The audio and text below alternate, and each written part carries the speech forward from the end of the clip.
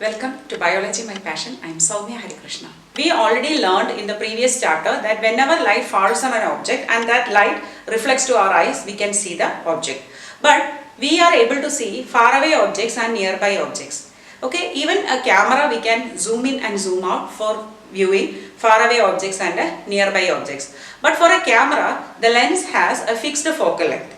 We cannot change the focal length of the camera. So what do? Usually we will be moving the lens forward and backward, that is zooming and in and zooming out most of the time. Now some digital camera, it will adjust inside itself.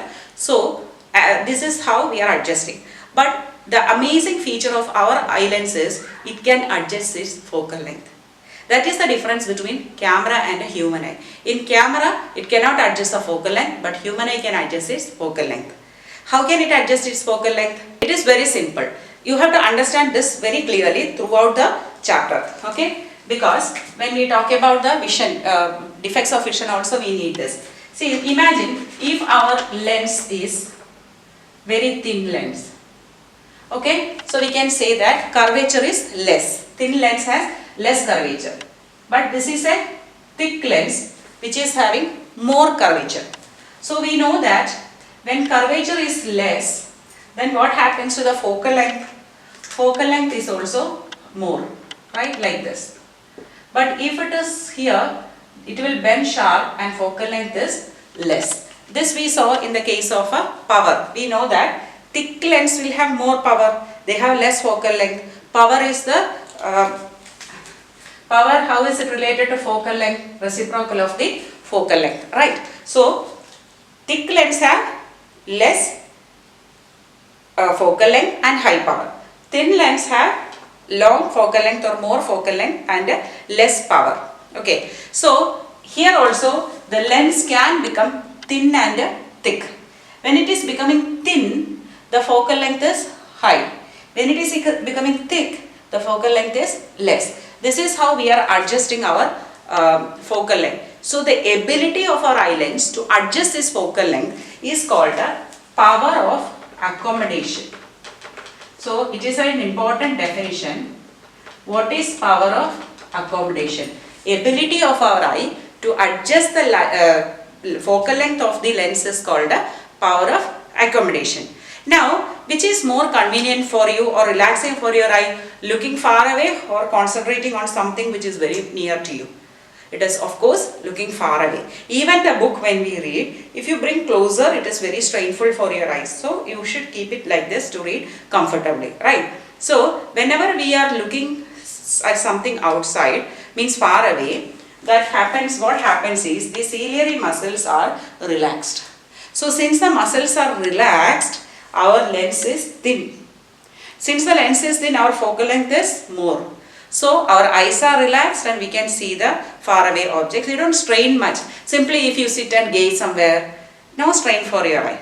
But if you are looking through a microscope or you are taking some small things or you are reading something very close to you, then what happens? Your suspensory ligaments, that is connected to the ciliary muscles. Ciliary muscles will contract. As a result, your lens become thicker. When the lens is thicker, our focal length is very short so that we can see the nearby object. So this is how we see the faraway objects and nearby objects. When we are seeing a faraway object, our ciliary muscles are relaxed. As a result, focal length is increased, we can see it. Whereas when we see something which is very near to us, our focal length is reduced because of the contraction of the ciliary muscles, and this will enable us to see the nearby objects. That is why we have learned that is usually we all started using this gadgets very frequently during COVID time. So that time there was a rule. What is that? 20-20-20 rule, right? So COVID started in 2020 and the rule was 20-20-20. Okay, what does that mean?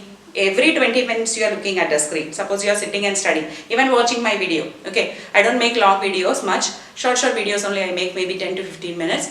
But you are looking at the gadget for 20 minutes. Every 20 minutes, take out our eye for 20 seconds. That is, keep away from screen and look at something 20 meters away. That's the rule. So that will relax your eye muscles. Then you can bring back the focus again to the screen, because screen you are contracting a ciliary muscle. So for long time you are keeping it contracted, muscle becomes tired. So we have to relax it by looking outside. Okay. So that's about the things, that is power of accommodation we learned. We learned how to see far away objects. Also we saw how to see nearby objects. Now the next point is, what is the least distance of distinct vision?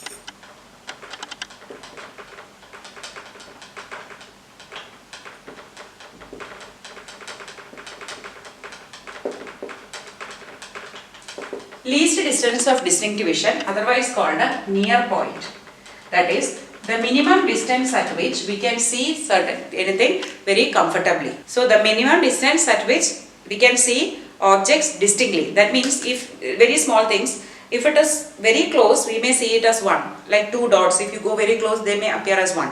But the minimum distance at which we can see them as separate two dots or distinctly, that is called our near point, or otherwise called a least distance of distinct vision. It is actually 25 centimeter for a normal person. So that is the distance at which we can use reading material. For example, if you are reading your science textbook, you can keep your book like this. When we were in school, our teachers used to instruct, or they were very particular that we have to hold the book like that and read. Neither too far away nor too close. But now for me, I am finding it difficult to read because I have got some problem, age related eye problem. Okay, that we will learn again. Now another thing, how far I can see? I can see up to infinity. That is called a far point. Okay, far point is for a normal eye is infinity. We can represent infinity like this. So infinity is the far point. That means the maximum distance at which we can see the objects.